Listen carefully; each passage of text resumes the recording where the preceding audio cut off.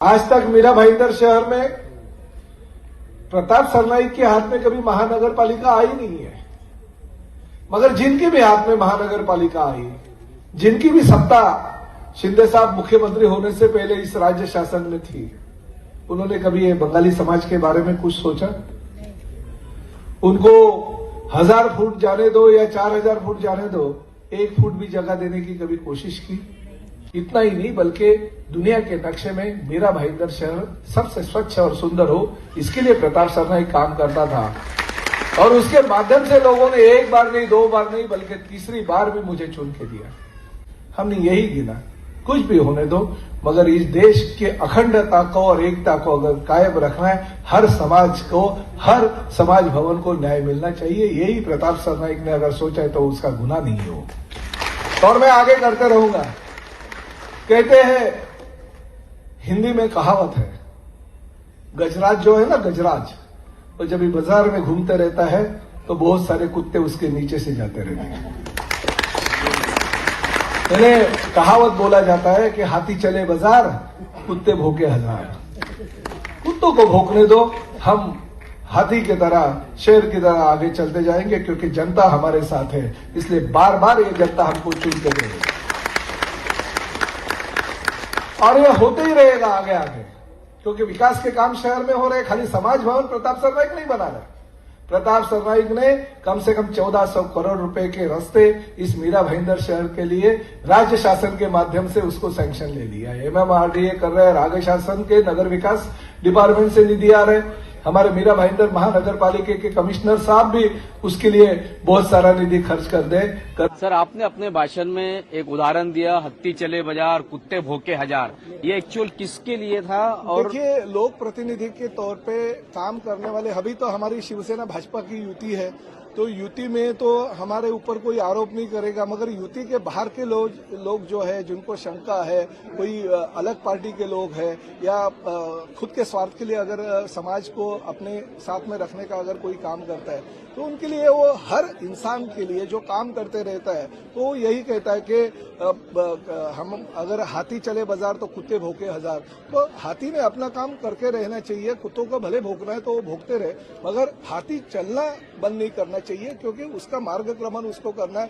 मैं यही कहना चाहता हूं कि मैं विधायक हूं, पहली बार, दूसरी बार नहीं, बल्कि तीसरी बार लोगों ने अगर मुझे चुन के दिया, तो मुझे लोगों के लिए काम करना है। मुझे क्या 14 साल के पहले किसी भी समाज भवन का निर्माण मैंने नहीं किया। मैं क्यों लोगों को चॉकलेट बांटते फिरूं या कोई लॉलीपॉप देते रहूं? मैं तो लोगों की, जो लोगों ने मांग मेरे पास करी, वो पूरा करने की कोशिश कर रहा हूं। और जिसी में दम हो वो दे दे अपनी जगह, 1 एकड़ का, 2 एकड़ का, 20 एकड़ जगह दे दे। वो समाज भवन अगर बनाना है तो और भाई बड़ा समाज भवन बनाए, हम उनका शुक्रिया अदा करेंगे, उनका स्वागत करेंगे, उनके नाम का फोटो लगाएंगे, उनके नाम का बहुत बड़ा बड़ा बैनर लगाएंगे, पेपर में ऐड दे देंगे कि ये इतना दानशूर व्यक्ति है जिन्होंने ये समाज भवन को इतना इतना निधि या इतनी जगह उपलब्ध करके दी। तो ऐसे कुछ नहीं है। समाज भवन का जो पवित्र काम है, और हम राज्य शासन के माध्यम से देवेंद्र फडणवीस और मुख्यमंत्री एकनाथ शिंदे जी ने 1 करोड़ रुपए सैंक्शन किया, और दिलीप ढोले इस शासन के प्रमुख है, कमिश्नर है, उन्होंने उसको मंजूरी दे दी है। नरेंद्र मेहता ने आरोप लगाया कि महानगर पालिका को इस तरीके के समाज के नाम पर भवन देने का अधिकार ही नहीं है, कायदे में तरतूद नहीं है। वहीं पर कमिश्नर ने अपने भाषण में उस चीज का सफाई दी है कि राज्य सरकार से मंजूरी ली गई है। तो ये जो दुविधा में है, को किसके बारे में आप कह रहे हैं मुझे तो पता नहीं है।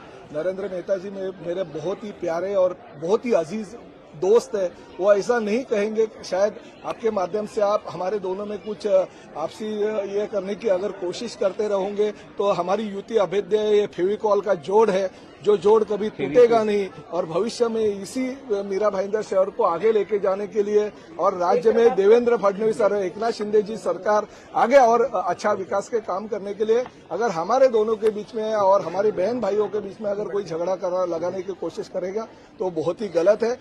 मैं उनसे बात करके इस सवाल का जवाब दूंगा। मैंने कहा कि इसका नाम लिया, नरेंद्र मेहता मेरे कल भी मित्र थे, आज भी है और भविष्य में भी। प्रताप सरनाईक का नाम लिया नहीं। आप दोनों हमारे भाइयों में झगड़े लगाने की या दोस्तों में झगड़े लगाने की कोशिश मत कीजिए, आपको पाप लगेगा। शासन के दिशा निर्देश पे काम चलता है। साथ साथ में महाराष्ट्र शासन ने, गवर्नमेंट ऑफ महाराष्ट्र ने इसके लिए निधि दिया है। साथ साथ में गवर्नमेंट ने जब निधि दिया और जीआर निकाला तो उसके अंदर वो नाम है। जब हमारा टाउन प्लानिंग का प्लानिंग पास करते हैं तो उसके अंदर हम सर्वे नंबर या गट नंबर उनका लिखा जाता है।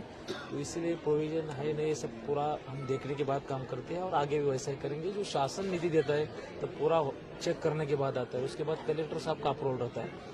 इस शासन के एक काम शासन के दिशा निर्देश और शासन ने दिया और राशि से चलता है और आगे भी वैसा ही चलेगा। किसी भी हालत में कौन से भी कम्युनिटी का, महावीर भवन हो, महाराणा प्रताप भवन हो, मराठी भवन हो, मुक्तिया भवन हो, मैथिली समाज का हो, आज का बंगाली भवन हो, मेरा भाईंदर महापालिका की तरफ से वापस मैं बोलता हूँ शासन के दिशा निर्देश से और रूल के हिसाब से जो भी है, इसके पहले भी जो हमने अलग अलग भवन दे दिया है या समाज भवन खड़े किए, वही रूल के हिसाब से किया और आगे भी वही हिसाब से जारी रहेगा।